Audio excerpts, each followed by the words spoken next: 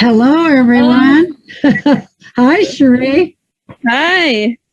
This is a new experience for everybody, hey? Yes, today we are out on the trail.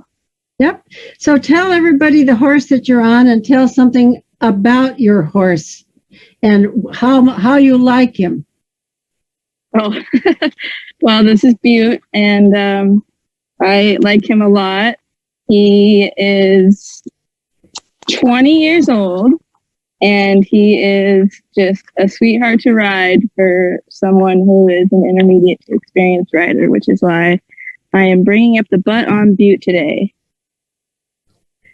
Yeah, he can be a bit of a challenge for riders, but Cherie has just done an incredibly good job of partnering with him and kind of keeping him in line. He's a very forward-going horse, don't you think? Oh, very much so. He's got a lot of go. Yeah, and that's why you like him, isn't it? It is. Yeah, He's got a lot of personality. Yeah, and when I was endurance riding, I wish that I had a horse like Butte. He's the right size and the right attitude. He could be a really good endurance horse. So, James, I assume that you're still on with us and that you can occasionally go back and forth from on the trail to the river web camera when we get down that way. Is that right? Yes, that is correct. I'm here in the tech booth, and I have the ability to switch things around and be able to follow on camera a little bit. And what we'll be able to do is switch between Cherie's helmet-mounted camera, which is actually a little bit funky. It's a cell phone with a Zoom call on top of the helmet. So it's perched precariously on her head. She had to switch out helmets today because of the mounting configuration that we required. But so far, so good. So right now we're looking as they turn just south of the South Pasture, and we'll be picking them up on the river cam a little bit later. Yeah, we call this area the runway, and the reason we call it that is this is where the horses run down to the riparian area near the river or run into the South Pasture. And I know many of you have stayed to see us bring the horses in the morning or put them out at night, and they can really get going down this path. They do. They get excited to go down and munch on the grass after a full day of rides. Yeah. I'll just head down there. They know what they're doing. They've got the drill down. They're surprisingly smart. I mean, people don't give them enough credit for how smart they are. And they're also very much creatures of habit. Yes. So once they know they are a stall, they're happy to run to it. They know exactly where to go, and they get anxious. And part of the reason we feed our horses some grain in the morning is to make them anxious to come in. They know they're going to get it, and so they get to come in, and they are motivated.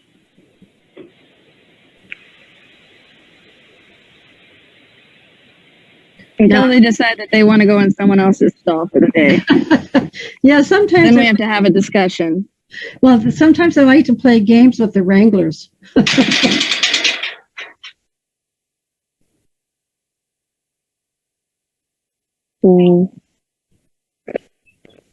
So let's see. We've got Mystery, Anya guiding on Mystery today. We've got Garnet and Jasper on the trail, as well as Rocket and Raz. And Raz is right in front of you, it looks like. Raz is right in front. Garnet and Jasper are next to each other, as you can imagine. Yep. They like being near each other. They came together. They're pretty attached. Yep. But not in any kind of bad habit way, honestly. They are friends without being too sour about it. Yeah, for those who are watching, being buddy sour can mean that a horse won't go away from its fellow horses. It just gets really panicked if it is away from their other horses. But Jasper and Garnet aren't that way. They don't show a lot of stress when only one of them goes out, for example.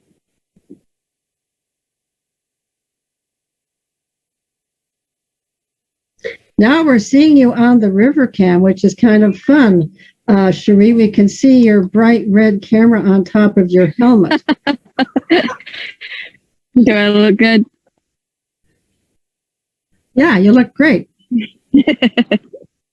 Now you're back in the grass there. This grass can be very distracting to the horses as they go along the trail. So why don't you explain what we do to keep the horses from dipping down to eat? Well, to attempt to keep the horses from grazing, which as you can see is not very effective on Rocket in this tall grass, like walking through a field of candy for him. But we have check reins, which are colorful reins that are just a rope and a clip, and we clip them to the halter and tie it around the saddle horn.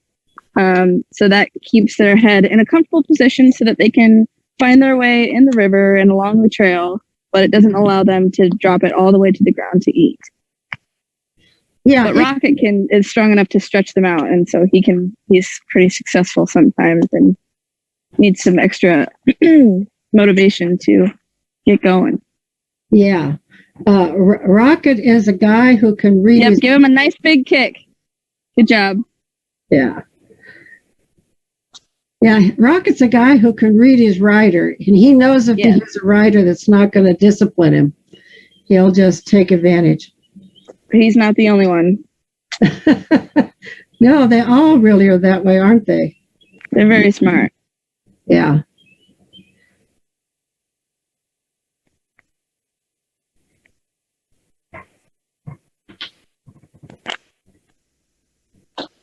So right now, the riders are between the fence and the river. And this is a trail, a portion of a trail that James cut for us recently this summer. Oh, no, this is not. This is an interior trail. Actually, Ashley and I went and marked out this trail because it's a really pretty little ride through the forest. You're running away?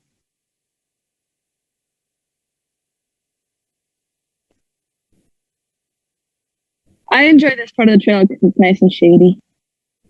Yep, yeah. Pull and kick. Good job. Did you see the deer? No.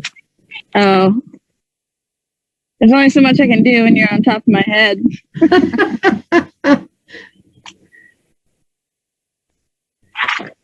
You often see deer on the trail, don't you? Oh, yes. And now we're starting to see a lot of those little spotted fawns. Okay. They'll stand there and watch us go by. So, James, I have a note for you. Yeah, and that is, I was walking along the Riverside Trail that you created for us this weekend, and I saw a big pile of bear scat, and it was full of chokecherries. And I don't know if you've noticed, but there's a huge chokecherry tree on our bench, and I'm sure that's where he got the chokecherries, which makes me concerned about our birdseed box that always store the birdseed in. I think we need to have some way of reinforcing that.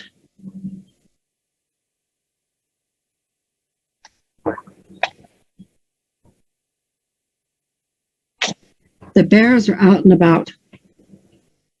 The bears? Yep. Oh, God.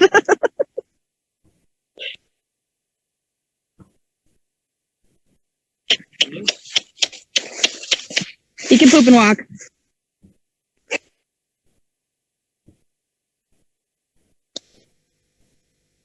Do I still have you? Had a little branch incident there. Don't know if I do.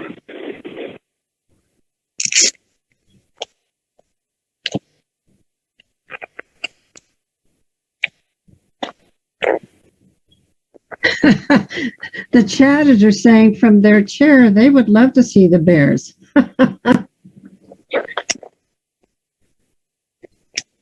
Do I still have you there?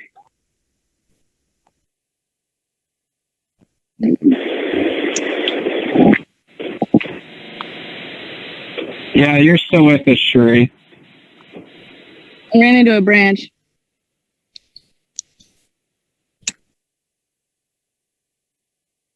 All right.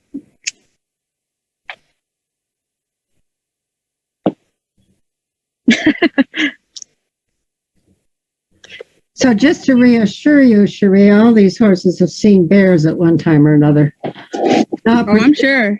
Yeah, they're not particularly impressed by bears. They're more impressed by moose. Oh, I'm sure. They don't seem to give a second look to the cows ever. No, they don't care about the cows or the deer or the elk. Right. But you bring out a bottle of fly spray and it's the end of the world for Butte.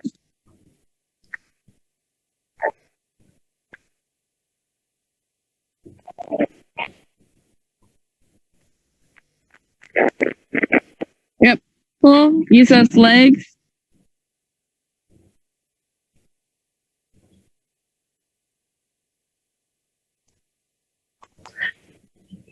For those of you watching, you can see how helpful it is to have what we call a drag rider. That's what Cherie is, and the drag rider is the one that always comes behind, but she's able to see the riders better than the guide is. So it's very useful. She can help people at the end, and she can give them pointers. It's come in handy quite a few times. Right here.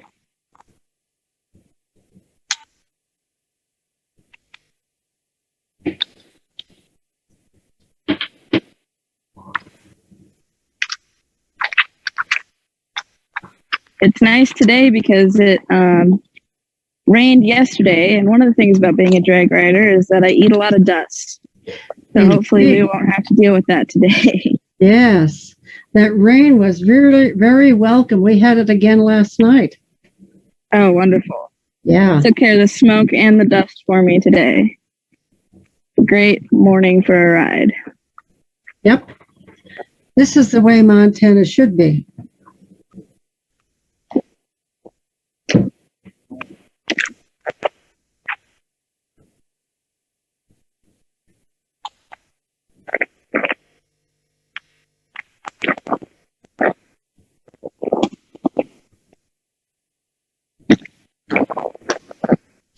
So it looks like you have a family group with you today, a mom, a dad, and a couple of children. Is that correct?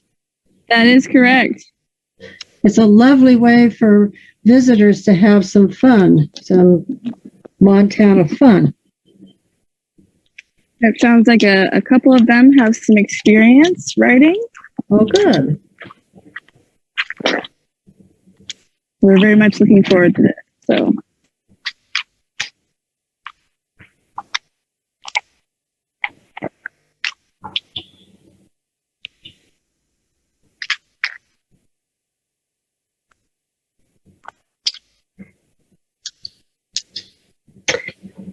Our guests really like this ride. There are few guest ranch rides that cross water as large as the Bitterroot River.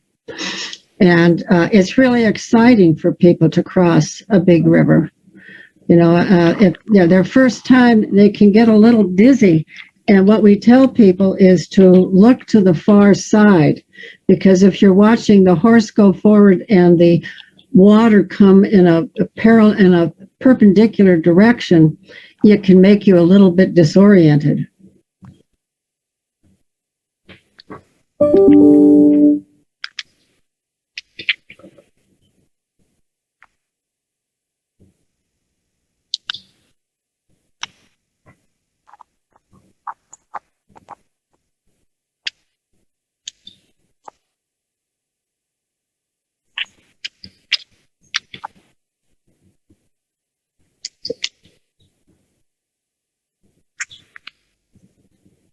It looks like you're coming up to some of the cattle.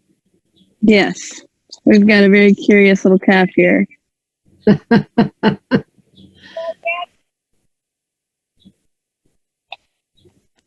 think we're going in for a photo. A photo with the cow. Yeah. I believe That's so. great. That's great. People love it because it makes them feel like they're, in the Wild West with the cattle.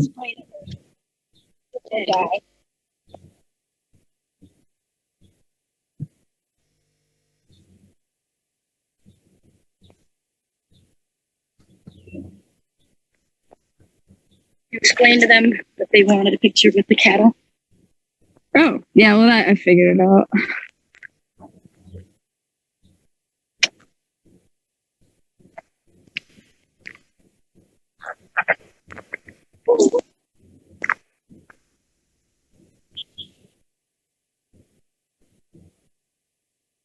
I love that Jasper is one of our best horse to put younger riders on because he's also one of the tallest. Mm-hmm. So we always just flop these kiddos on the big horse. Yeah, he's a very gentle, kind horse. Oh, he is. He's got a wonderful personality. Yeah, so does Garnet. Mm-hmm. Both very patient. Mm-hmm. Unlike Butte. That is one of the things that Butte needs to work on. We got a lot more cows coming in.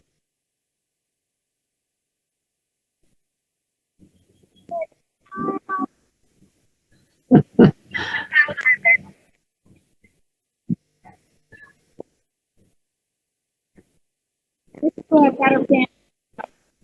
horses know the drill at this point with pictures. They'll parallel park right next to each other, and Yeah, they're good at more than that. happy to take the break. Yep.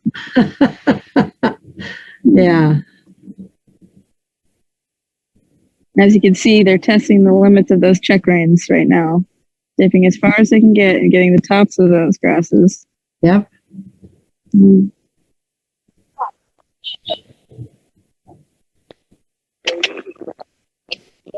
Oh, mystery.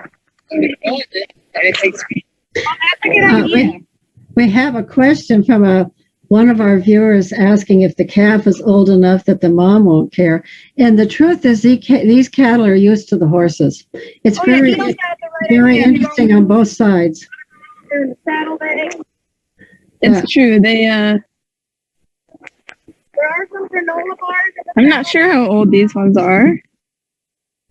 Well, they were born this spring and probably in March. I think there's one smaller one there that was born later. Isn't there one smaller one right there?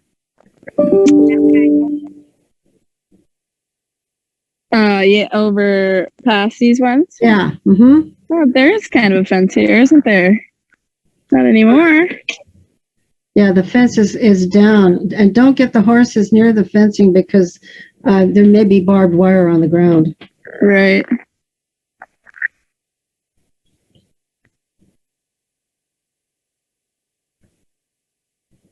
Yeah, I don't think the big ones seem to mind too much. No, the cows don't care and the horses don't care.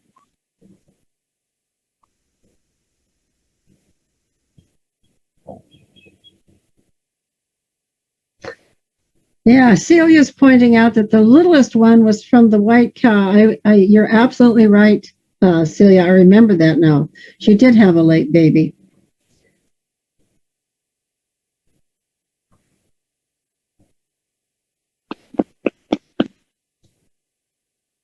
Ah, I can hear a little loving going on with your horse there, honey.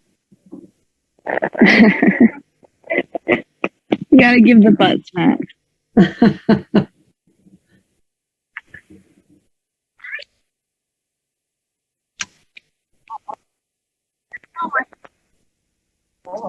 Grab that his lead rope and pull it down his neck a little bit if you can.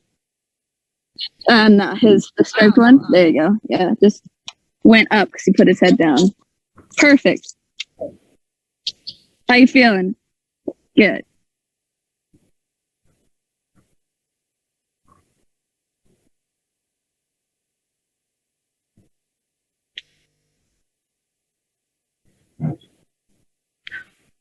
James, my compliment to you for rigging Cherie up and for the quality of the broadcast. Things are going very well. Thank you.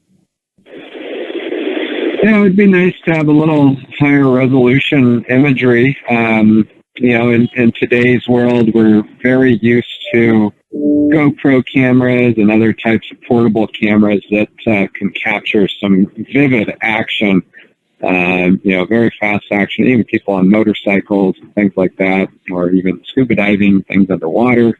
But when it comes to live streaming, there's quite a bit of difference in the way the technology works to be able to broadcast this. And so with cell phones, it's actually pretty easy to use an application like Zoom or some others where you can use the cellular network. The challenge is that you are restricted in bandwidth. So we do have a little bit of pixelation on this image. It's still fairly good to be able to tell where we're at and what we're doing. But it's not the super crisp, high resolution we'd be used to seeing even on a YouTube video from something that's pre-recorded. And that's something that we always like to stress with the type of live streaming that we do, is that it is not pre-recorded. It is not done with studio grade, recording devices and things of that nature. This is very real. It's very gritty. And we're doing what we can with some of the technology we personally have available. There's other stuff out there, but oftentimes it exceeds the budget that we've got here at the ranch for today. And we'd love to be able to upgrade some of our gear to bring you more of these types of experiences in a very high resolution and very crisp way. Because we could mount 2 or 3 helmet cams out there, and I could switch between all of those. We could have high quality microphones, so we get out of the kind of the Bluetooth world of microphones, and we can capture more of the ambiance and the atmosphere. But all of these things are possible in due time. We're just happy to be able to share this kind of stuff with you with what we're doing now. Yeah, everybody who knows James and me knows that we love always thinking about what we could do as well as what we can do right now. And me with my crazy ideas and his love of tech toys, we're a bad combo.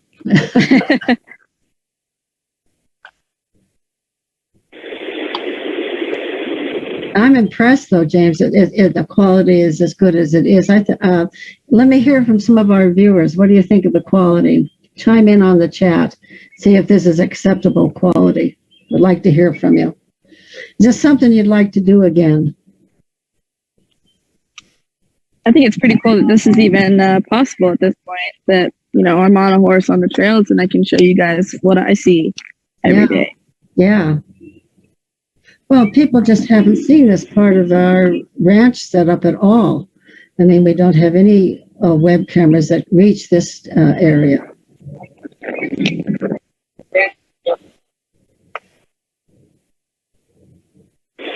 There's technology coming out like 5G. I'm sure that's a buzzword some of y'all have heard about. But that will allow for much faster and greater bandwidth connections for mobile devices. But guess what? We're in rural Montana. We won't get 5G for a little while. So we're going to have to make do with 4G LTE, and we'll be able to upgrade our stuff and get more and more capacity with mobile devices like this. And there's a lot more streaming technology that's been coming to market because there was an immense amount of innovation that happened in the last 18 months. As COVID lockdown started to really become widespread, companies really that were already doing some live streaming and video conferencing tech really amped up their production. There's a lot of hardware and equipment that was invented or optimized for live streaming that had previously been purposed for more boardroom conferences or recording. And now the live streaming sector has really entered a whole new age of maturity with the product line. So we're expecting to see a lot more innovation like that to be able to help produce these types of experiences. This is really exciting, James, and I think people are enjoying this a great deal, even with it. You can't stop the movement. I mean, after all, Cherie is on a horse. But I think the quality is very good, and I think our viewers agree that even with a few little blips and, some occasional pixels dropping, I think people are loving it. You can read the comments yourself, James. They're quite positive.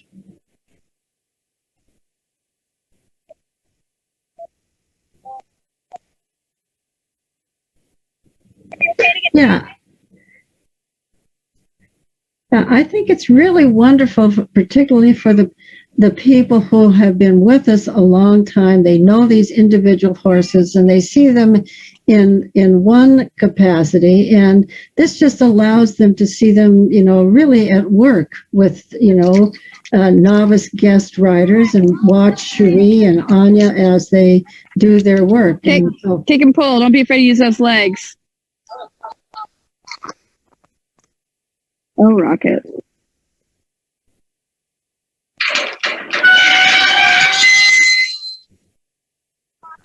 But yes, it is very cool because, they see us leave and they see us come back.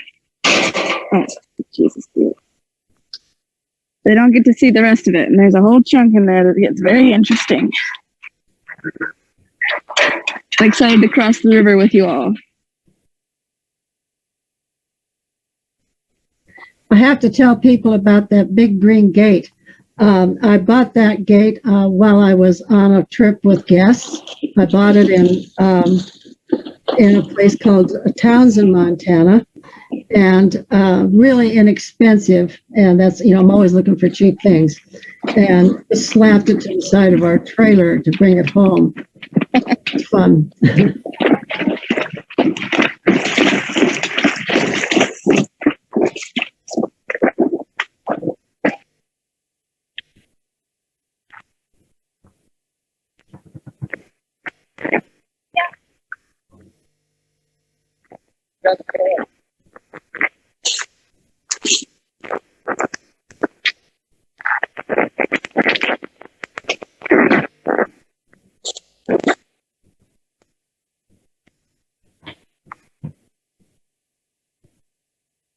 When we get younger kids on this part, there's a few dips, and there's always a whoa, whoa, like they're on a roller coaster.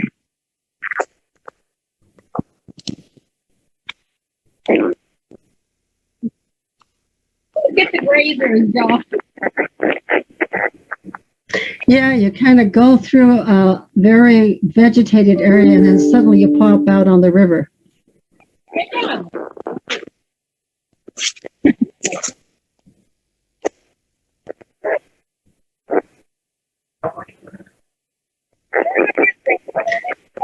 This is state land, Celia. I had a question as to whether this was our private land or state land. No, it's state land. The state owns 480 acres right adjacent to our private property, and we have the commercial lease on it for horseback riding. So we get to use it as often as we like. It's really wonderful. Our neighbors are the ones who own the cattle. So they have the cattle grazing permit, but we have the commercial use permit. So we can take our horses out there anytime we want. Good question. That is always a question that we get from guests, actually.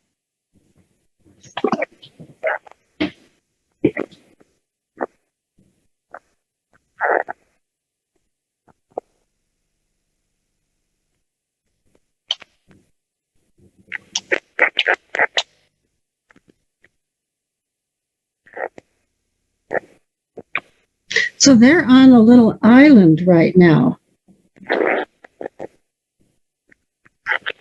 And you, from the river cam, you see the sandbar at the end of that island. It's where you often see the eagles, etc.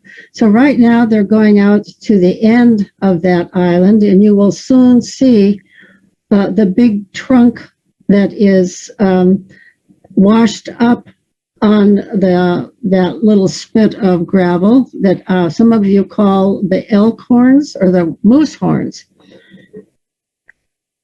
That big tree stump has been there for years. In fact, I don't remember when it wasn't there.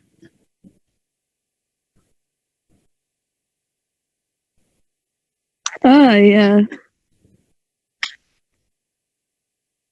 Wolf's woodpecker? We have to give another shout out to James. He's the one who did all the cutting of the trees to get around on these trails this year. Good work, James. Well, thanks. It was a lot of work, actually. It had been a while since these trails had been cleared, and there was plenty to do trying to get it ready for the horses, both on this side of the river and the other side of the river. I think we spent a day or two on each side. Yeah, they hadn't been used all last year because of the COVID. And it really makes a difference. You can see that the horses really create the pad of the trail, but if you leave them for a year, they'll just grow right back in. And then, of course, every year there's a flood-like situation, and debris comes from upriver and gets deposited downriver.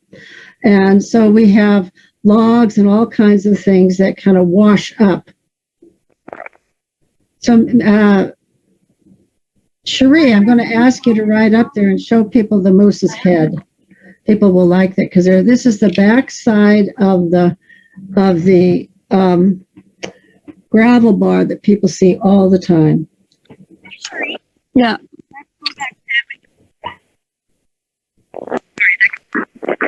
There it is. Go point at that washed up log after photos.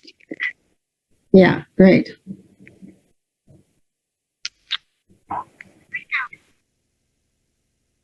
Oh, Jesus.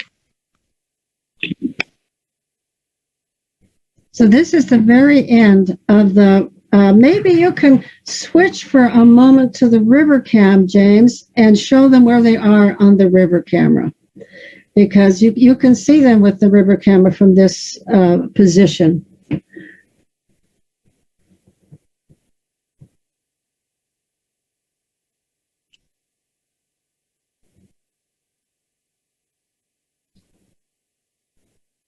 They're right up in those trees. There you go. Yeah, this is a very memorable or typical spot for Dunrovin. We watch this part of the river a lot. A lot of wildlife comes here. A lot of birds come here. And so I think you can see Cherie on Butte right now, kind of riding over to where she can show you the antlers. Not the antlers, but the moose.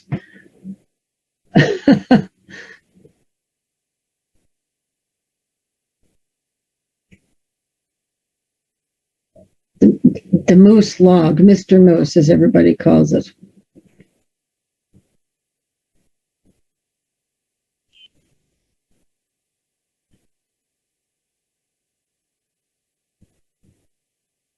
Yeah, there you can see Mr. Moose just to the right of the riders. Big wooden stump that people keep track of as the river floods and freezes, and it's a real landmark.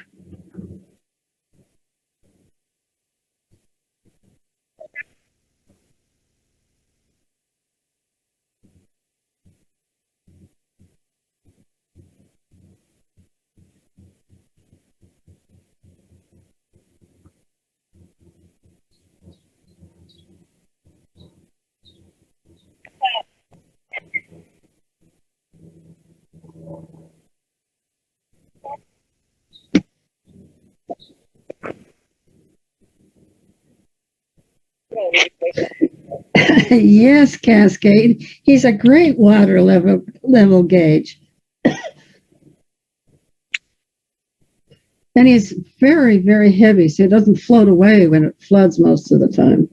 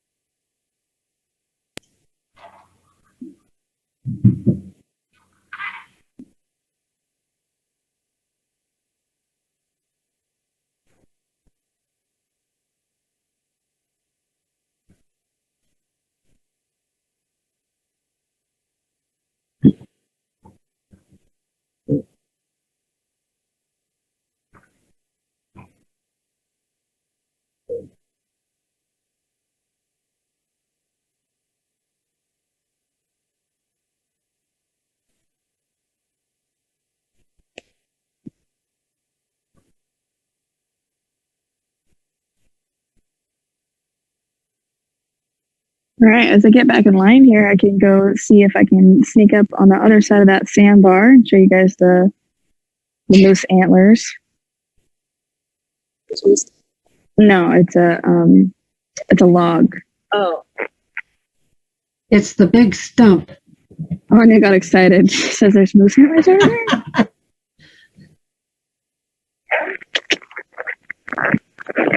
Do you need me while you get on?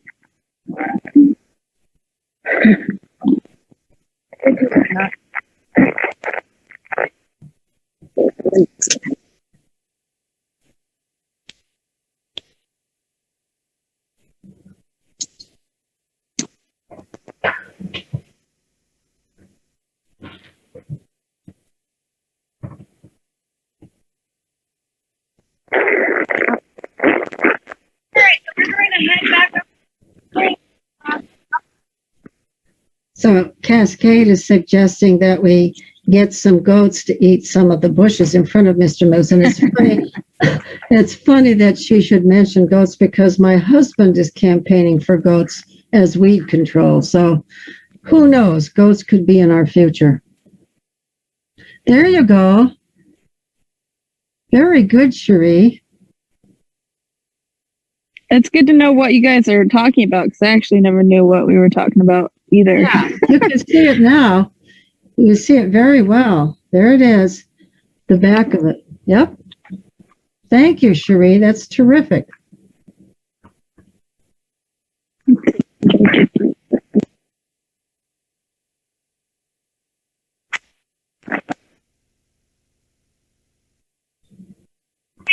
Oh, we're good.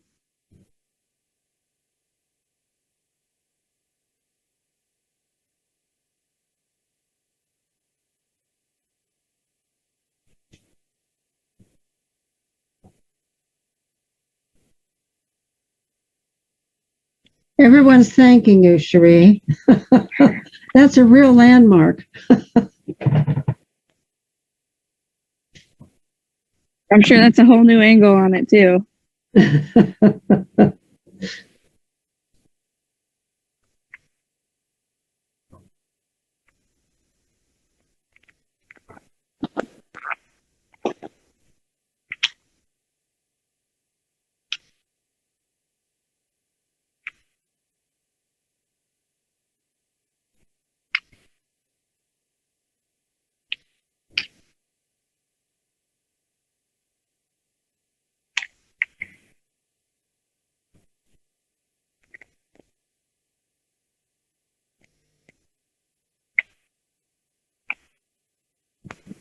Well, that log looks sawed off. That must have been some of your handiwork, huh, James?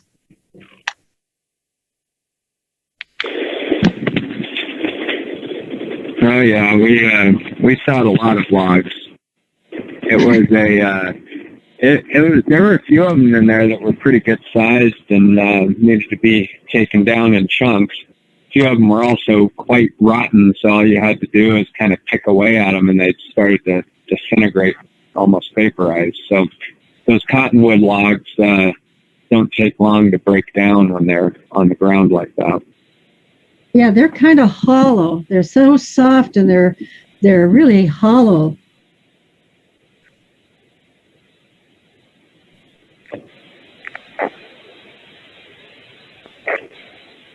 And it wasn't too long after we had cleared this section of trail that you're coming up to now, and a very large piece of a cottonwood tree fell down. You can see the dead branches there.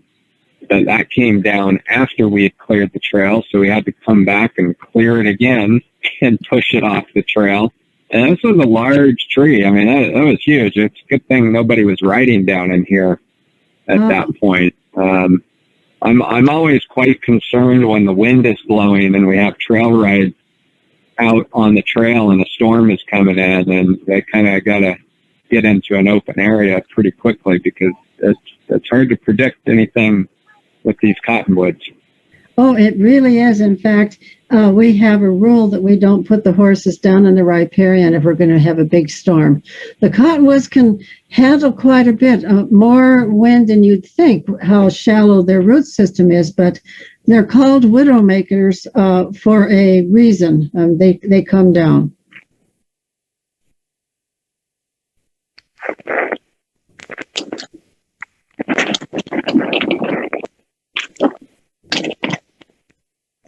You can see that we kind of circled the island and came back to where we got here from. And now we're going to go the opposite way, across some rocks and get to the part where we cross the river over.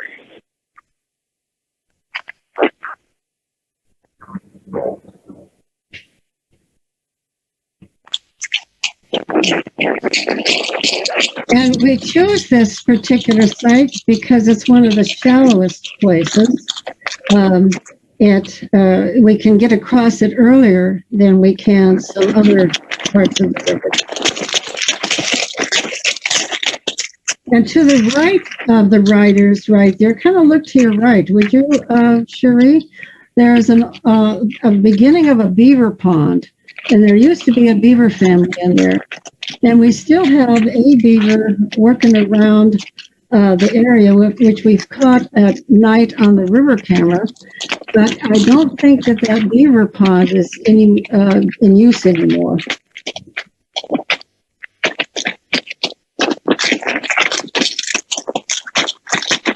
It would be a great spot for one.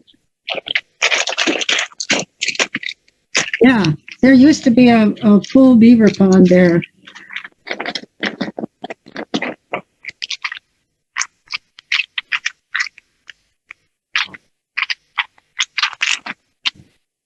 Okay, now this will be really interesting for all of you because you've seen the horses cross from the river camp, but you haven't seen it from the back of a horse. This will be fun.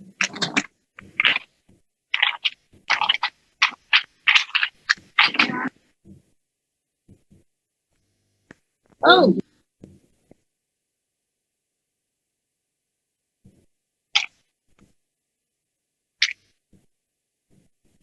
And I don't think you've seen this far upriver before either.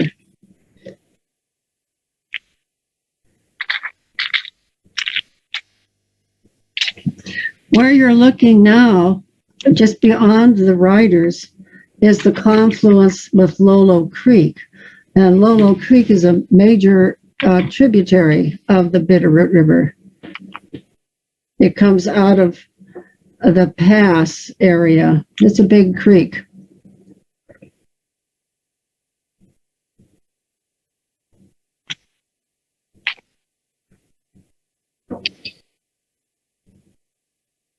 You're right, Gabby. We did cross here. You're absolutely right. She writes that I think we crossed here, but came back across down closer through the ranch, and it was deep, but that's exactly right.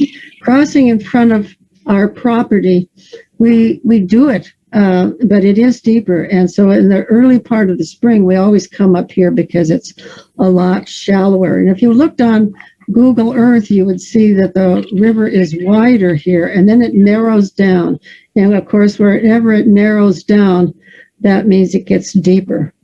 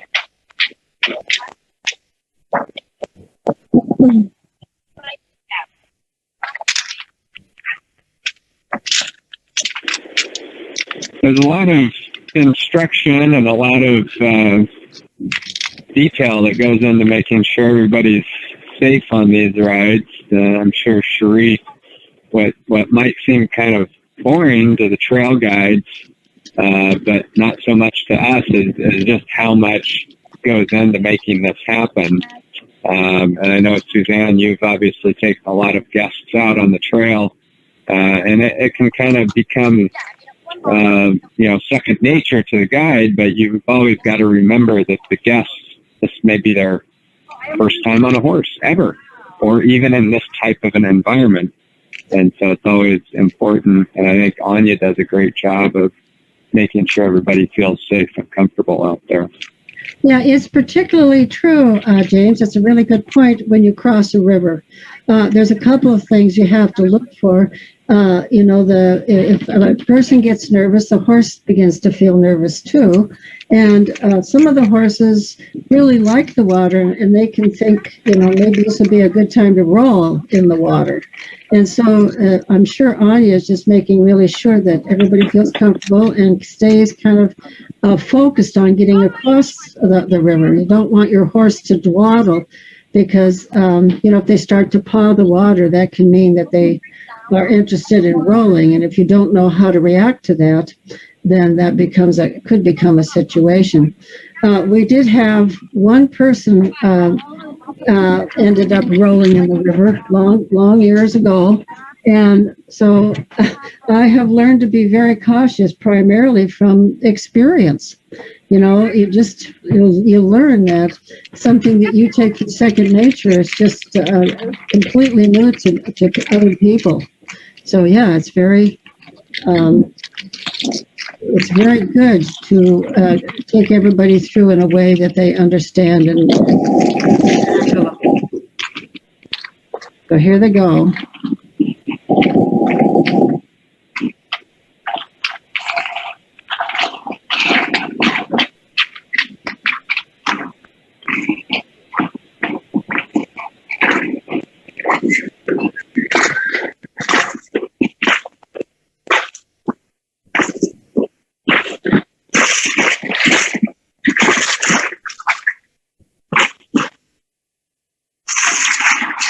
You can see just how shallow it is.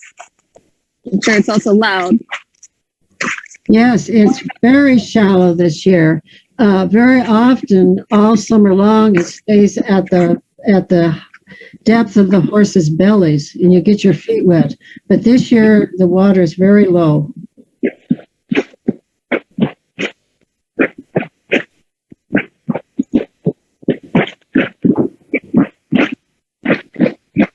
Oh, I like the split screen, James. This is really fancy. This is fun. I'm having a good time.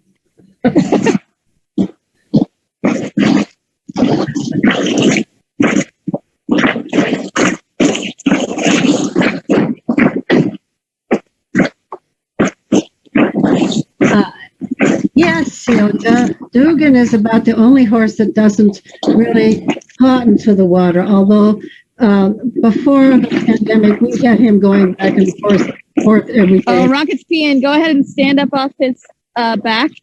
Stand up in your stirrups and lean forward. There you go. Sorry to interrupt.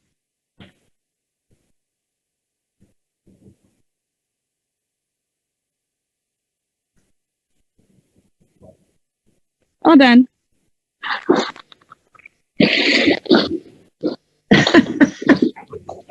It's got us all impressed, James, with the split screen. Yeah, I don't do it too often because it is actually quite tricky to pull off the camera operation of these and keep everything centered properly because we're cutting off half of the other screens. So it's a little bit of black magic here.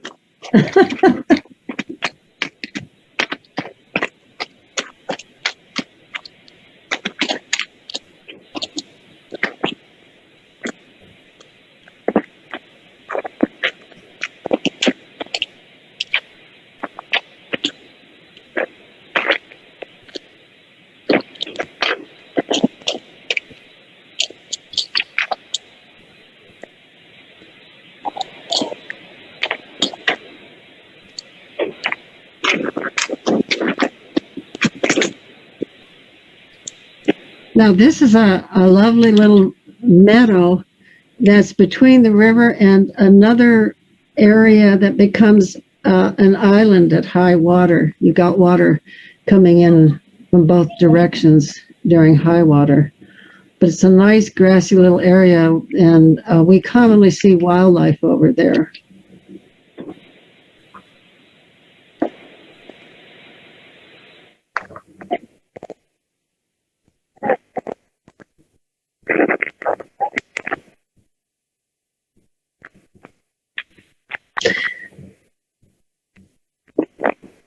Grizz wants to know if they're going to go up the mountain.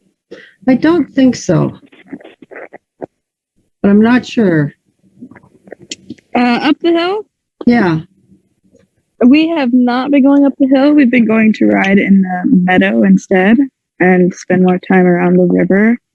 I think just because it is pretty steep. And it is just you have to go up and you get to a spot where you just have to turn around and come back down. And the views are beautiful, but it might be a little tough on the horses to do that twice a day. Yeah, our horses are older, and also it's been so hot. It's been really, really hot. And so we decided early on when it got to 100 in June that we were not going to go up to the mountain very often. And the truth is people really enjoy being next to the river themselves because it's cooler. It has been a very, very hot summer.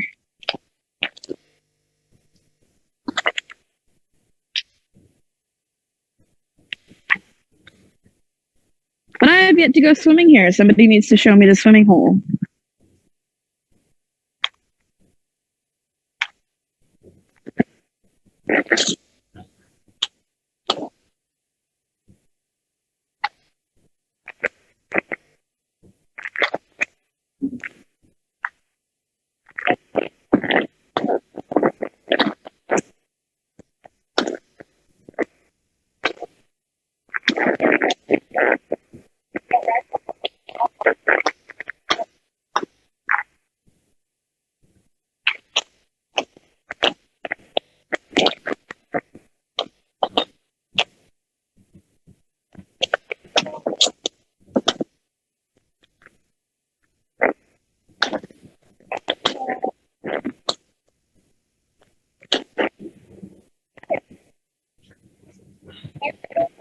Gabby was here about 3 years ago, 2018, I think, wasn't it, Gabby?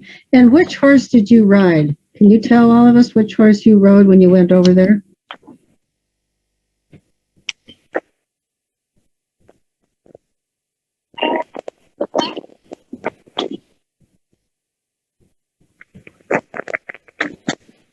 Ah, she rode Rocket. Ah.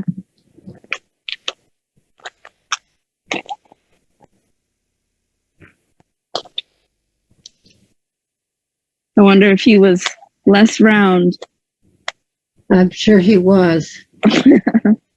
Well, being off for 18 months was bad for all of us. We all got a little bit.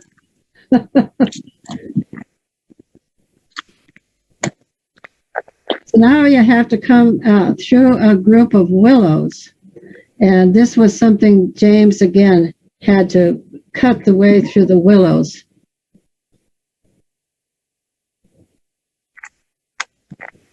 People like this, though. You get a little bit of everything on these rides. Yeah, it's really a classy ride, I have to say, because you get a little of everything. It's very highly varied terrain and different forest types, and the river just adds so much.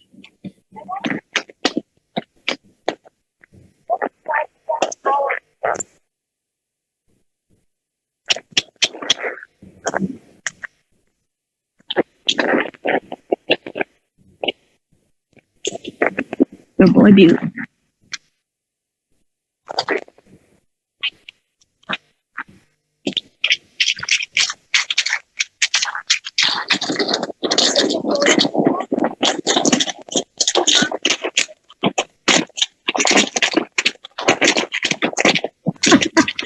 So more black magic. Good for you, James. You're a real pro. Don't get used to it. I only have 2 arms. I don't know if you can see on my camera. Probably not, but there's I believe a big osprey fishing in the river. Oh no, it's a great blue heron.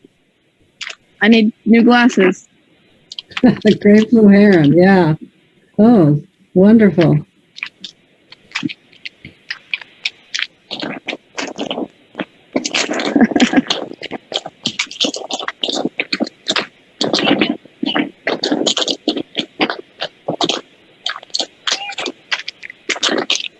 Yeah, it just flew over.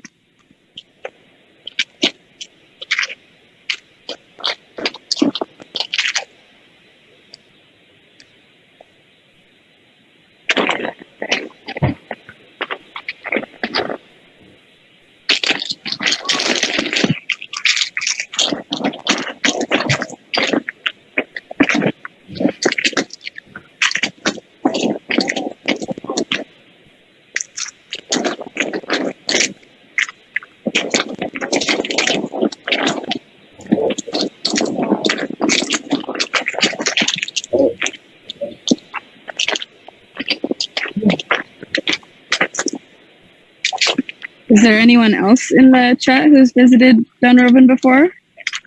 That's a good question. I don't think so. We've had a number of Dunrovin people with us who've come to Dunrovin community members. Bev Bond came 5 years in a row, but she never rode. I think Gabby's the only one that came and rode.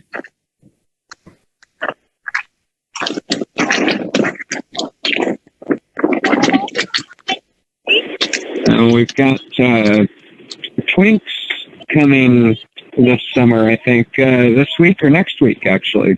I think so. Wyoming Twinks is that's how I think of her. And she's the one who gave us the flamingos. And I think, James, she's going to want to rehab the one that went into the hospital. So you better find that one and bring it out.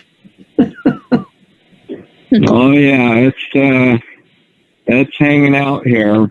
We just haven't quite put it all back together yet. We've got the components. It's been a little bit of a puzzle though.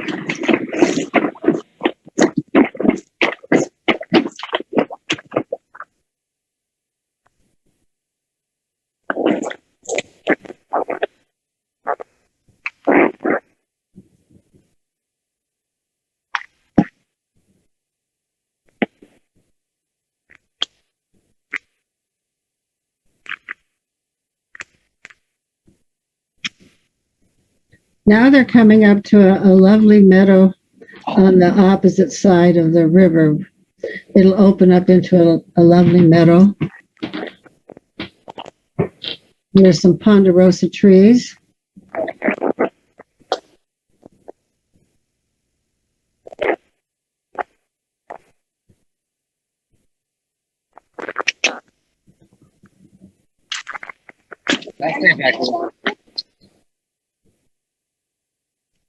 Yes. Sorry, stand up for me. Didn't he already pee?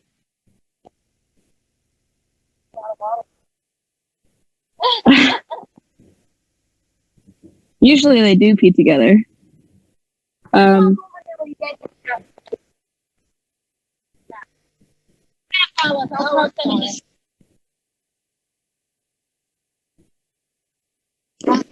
Wait.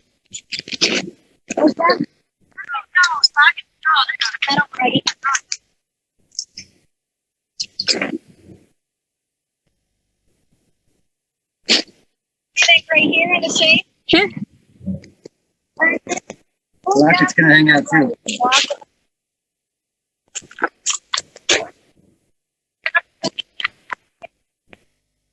Hold them short. Hold it out. Get it. Good. Now pull it right up.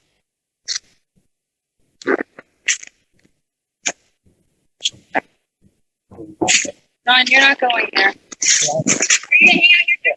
Okay. Oh, you're not gonna run? No. Alright, well, how do you guys stay here? Walk away. By them.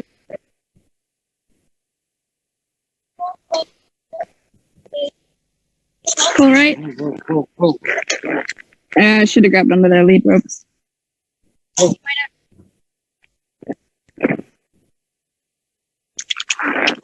Jay, turn your horse. Come on, Butte. Whoa. Yep, keep pulling. Give him some kicks. Right up to me.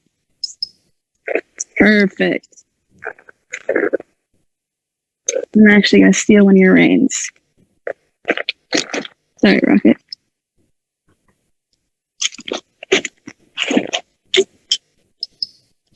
Oh, Butte. Oh, he wants to follow. Right. You're the one.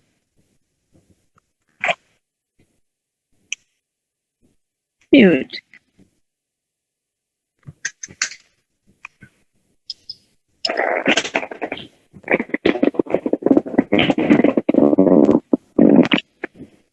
No.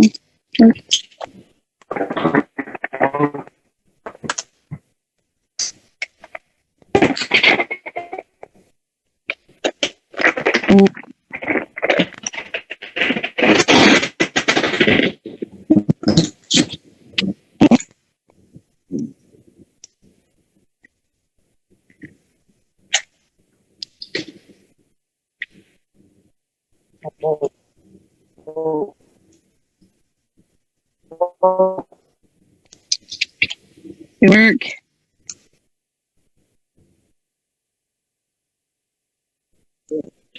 Just that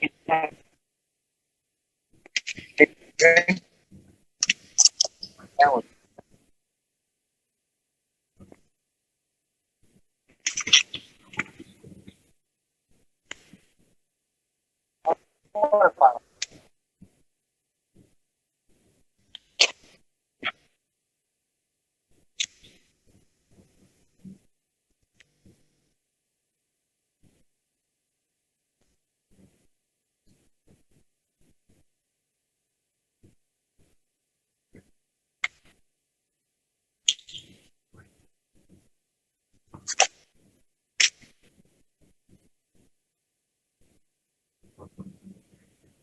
So it looks like Anya's giving the experienced riders an opportunity to go fast in the meadow. Is that right, Cherie?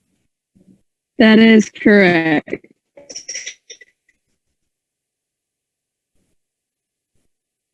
Yep, it looks like Raz has got a nice gate going. And for those of you watching, it's important that a drag rider be available to keep the other horses calm while they do that. Because when you split a group up, sometimes the horses left behind don't like it. Oh. The large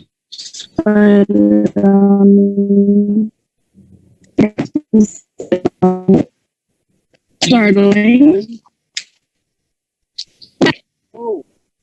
There you go.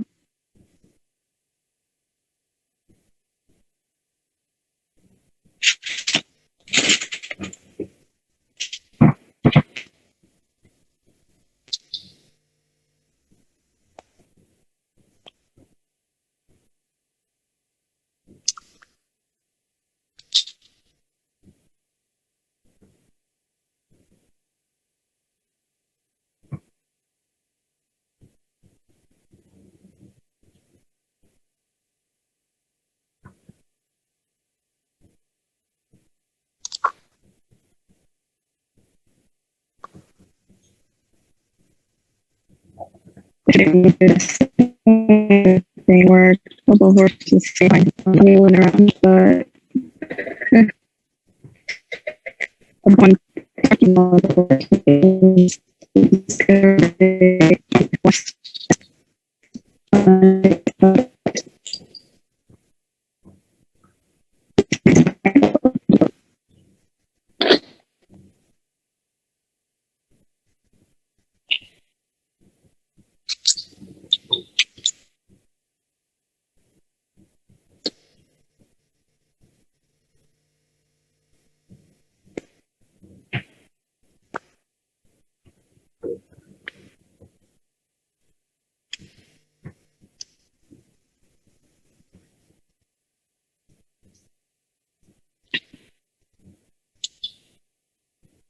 Which is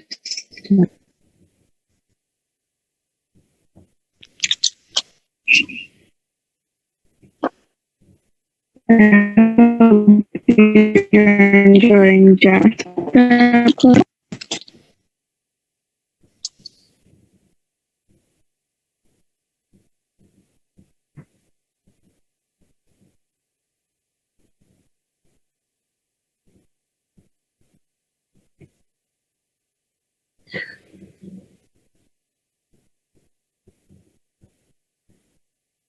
I think we may have lost Cherie. Yeah, I think there could be a few things going on there. She could have. This has been a long call, and we are using video on the cell phone, so her battery could have died. But I know her audio is getting kind of scratchy, and she may have hit a area of limited reception. So there could have been a couple things going on there. So I think unless she's able to come back and join us, I think we'll probably have to terminate that portion of the broadcast. But yeah, this was a great test for using cell phones to cross the river. We got to see some great new territory, and there's some other ways we can pull this off. But this was a good first test with some of the equipment that we've got right now. I think you did an outstanding job, James, and I just really want to thank you. I think everybody really enjoyed this, and maybe on the next trip we won't turn the phone on until she gets over to that part so people can see that meadow, etc. But I think for a first attempt, this was just marvelous, and I want to congratulate you and thank you for putting it all together. And we're going to want more of those split screens. You shouldn't have showed us that. Yeah, it's been a while since I showed one of those. But yeah, well, go ahead and for those of you still watching, go ahead and tune in on the river camera. We'll see if we can capture them coming back across the river on the river cam, and as they get down close to the shore. So they've probably got another, I don't know, maybe half an hour before they start getting back into the ranch area. But we'll pick them up when we can. But thanks again, everybody, for tuning in, and Suzanne for cajoling us into always trying new things. It's wonderful. Really appreciate it. Thanks a lot, James, and we'll see you all later. Bye.